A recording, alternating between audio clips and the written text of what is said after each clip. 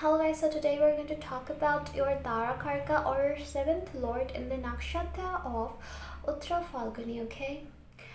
So we have completed till Utthraphalguni and now we're progressing towards Utthraphalguni and after that another Nakshatra after it. So before we get started, please subscribe my channel so that you don't miss any videos and tap the bell so that you get the notifications. Okay, and if you want to take my personal consultation, so please check the link below. You can also follow me on Instagram, Facebook. I've given the link in the description. Okay, so let's restart the video. So Utthraphalguni Nakshatra was about falling in love, okay? It's about a child or a teenager who has just grown up and he's going into this beautiful world where he first time falls in love. It's not about marriage, it's not about the long-term commitment or about having a family that has so many ups and downs and challenges. It's only about falling in love. But now we're coming towards Utthraphalguni, which is about family, love, commitment, long-term commitment. So Utthraphalguni is the long-term version of Utthraphalguni. Its symbol is the the back ends or the back legs of a bed.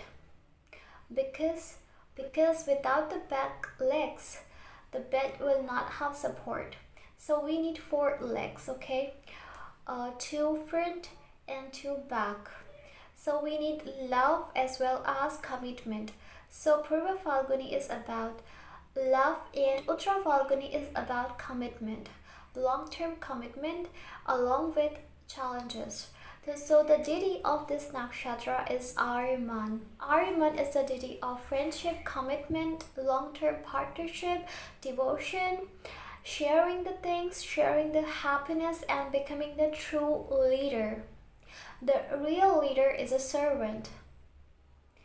So Ariman is about being the true leader, someone who can really lead the crowd. And Ariman also means progressing towards the next things, okay, going forward after forgetting the harsh realities. Ariman also means moving forward, moving towards the spirituality, moving towards the enlightenment, because sun also enlightens the things. So first thing, it shows that your spouse will be really friendly and will be a natural leader, because this nakshatra is ruled by sun and it also falls in the sign of Leo. So your spouse will be a natural leader. If it's in Virgo, so your spouse can be someone who is really intelligent, someone who is really like a prince, someone who has the intellectual and detail-oriented mindset, and someone joyful, friendly, and not basically a leader, someone who can be a leader in the business things basically. But in the Leo sign, it is a natural, true born leader and will always want people to follow him just like people follow the sun, because sun's power is getting doubled here. So the qualities like ego, passion, and becoming fatherly figure, all these qualities will definitely be there in your spouse. The nakshatra of Utthraphalguni is coming in 2 signs, that is Leo sign and the Virgo sign. Okay, so as the Leo sign is ruled by sun, so sun's qualities will be prominent here. And in the Mercury sign, Mercury's qualities will be prominent, like 5th house as well as 6th house. So this is the thing. Now it shows that your spouse will have that natural charm and attraction and will be able to attract someone very easily.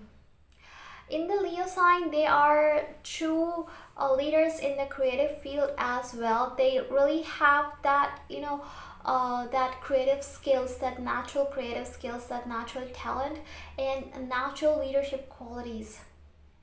Wherever they will go, people will really follow him or will be so much amazed by his knowledge and all, because maybe in their past lives they had this thing with them that made them like this.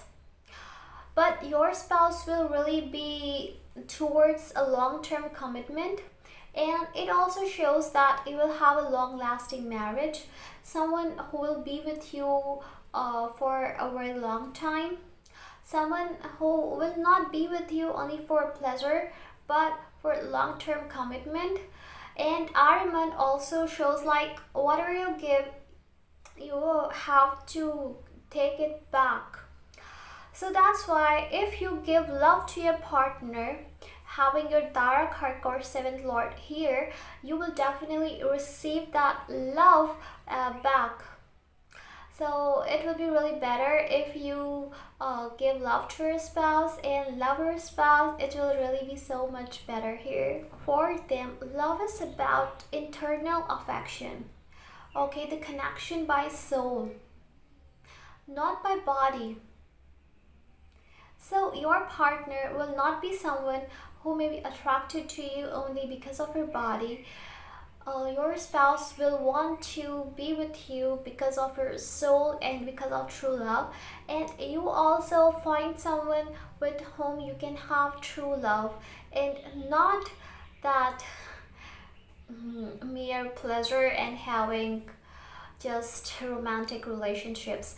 Now coming to the nature of your spouse, as it's ruled by sun, your spouse will have anger issues. Of course they will have anger issues. They can be argumentative, and they will not like that whatever they say is really not followed, because they consider themselves as the king and they think that they really know the things. They will not like to follow you but will want you follow them. Now let's see if sun is placed here in the sign of Leo, in its own nakshatra, in its own sign. So three suns are coming. So sun's qualities will become so high. It can really give the native name and fame, can really do well in the creative or in the political or in the government field, healing fields, or in a field of a leader or business as well. If Mercury is also coming here in the Virgo sign, it will make the native very much focused, like intelligent, can become really good government servant. Your spouse can really be. Your spouse will be bossy, noble, kingly type of person, authoritative, dominant, but will be the person who will be loved by all. Now if it's moon, then moon here will make in the sign of Leo, where it's getting influenced by sun, and moon rules our emotions and mind. So these natives are very much able to understand someone else's feelings. They are able to connect with the people. They are the natural healers because they understand what other feels when they really lose something that they love. So that's why they are the natural healers, because it's a nakshatra of Ariman and they will be very much friendly. It will boost their creative skills, because moon is also creative. It will boost their creative skills, so they will be highly creative here. Emotions wise, they will not like to show their emotions. They will think that I should not show my emotions because I am a king. So it will become so hard for them to show their emotions, but they will be really very emotional, connected to you. Now if it's Virgo moon, it can make your native having a changing mind. Like sometimes they would think some things, other time they would think other things. They will constantly work on having the good relationship with enemies. Okay, and emotionally they can sometimes suffer because it's Virgo sign in the sign of Mercury, so sometimes they can suffer. Now if it's Venus in the sign of Leo, so Venus in the sign of Leo will want to be the center of attraction here. will love that people talk about him or her or look at him, will always want to look sexy, will have desire to have true love in their life, in a romantic long-term relationship, will really love to fall in love and will love to get married. So their desire is to get married. Your spouse will be very attractive, very sensual, and good looking. So now when it comes to Virgo sign where it's debilitated, it will give you a good looking spouse because Venus and Mercury and Sun are coming together, and it will really like illuminate the creative skills, artistic skills of your spouse. Your spouse will really love luxuries in life, have all the luxuries and comforts in life. A relationship becomes something really practical where they think of the long-term things. Not I'm in love with you, so much in love with you, so I will marry you without thinking the consequences. They will think about the consequences. Okay, and not like I'm in love with you, so I will marry you. No, this thing will not be there. If it's Mercury in the sign of Leo, so Mercury in the sign of Leo is like a prince. So it makes the native highly intellectual, clever, intelligent, someone who is very youthful, very energetic, and glowing, charming, and loves to do friendship with people, who is able to win everyone's heart very easily, someone who can be a childish as well as practical. Okay, in the sign of Virgo, where it's getting exalted, it makes Mercury really practical. They can never be driven by emotions. We have to see the moon's placement, but practicality is the key of their mind. Like they always take practical decisions, and in love relationships as well, they always want to be practical. But it gives a youthful and intelligent spouse someone who can be very good at mathematics, who can be a good scientist or in the business field. So Mars in the Leo sign is better than Mars in Virgo because Mercury is enemy of Mars. So that's why it can bring some troubles in the adjustment. In the Leo sign, it will make the native really do his best to be the relationship, no matter how the relationship be toxic. Still, Mars will do its best to be in the relationship and to make the relationship really work. So this is a positive thing. No matter, it will be highly bossy and someone who can be too much energetic, someone who can really get bored if he doesn't get that enjoyment in a relationship, youthfulness in relationship. Okay, because it's also ruled by Aries, so that's why this thing will be there. And argumentative, authoritative, all these qualities will be there because it's Mars. In the Virgo sign, it becomes like someone who can always in home will see this area is dirty, this area is dirty, so we'll always try to clean it, will always want neatness, cleanliness, and someone who is always calculating in the mind that how much energy I should spend in this area, how much energy I should spend in this area.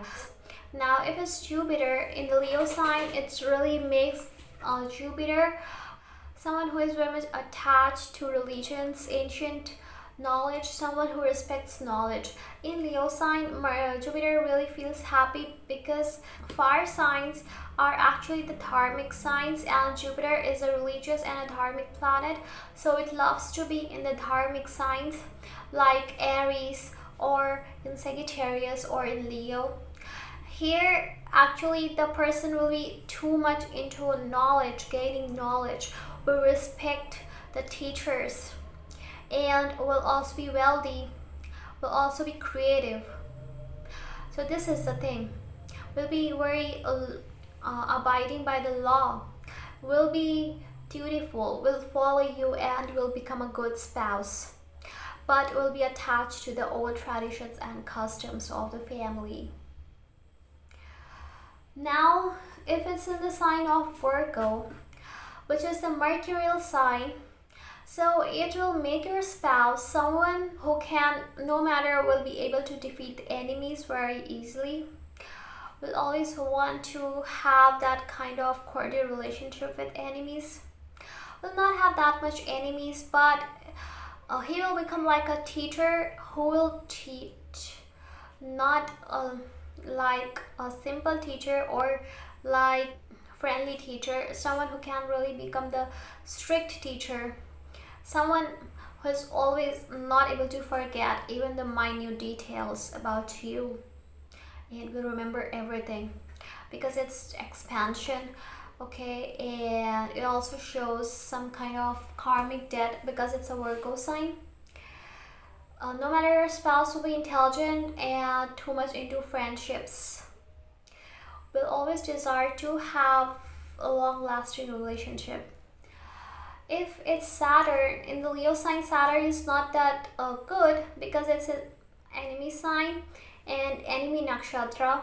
So it becomes hard for these native to do friendship with people, or to become leader or to lead a particular group.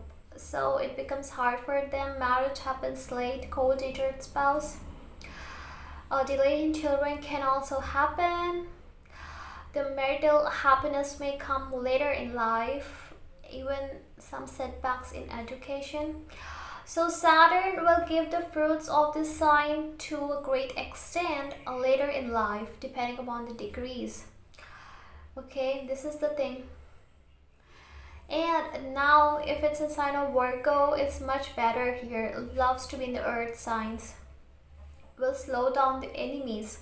Will help you to fight enemies. It's so good here. So it will help you to fight with enemies, and will make Mercury really someone who will not jump to the conclusions, but it will make Mercury someone who takes the decision after thinking a lot, never jumps to the conclusion, whose mind is like slow and steady wins the race. So their intelligence works later.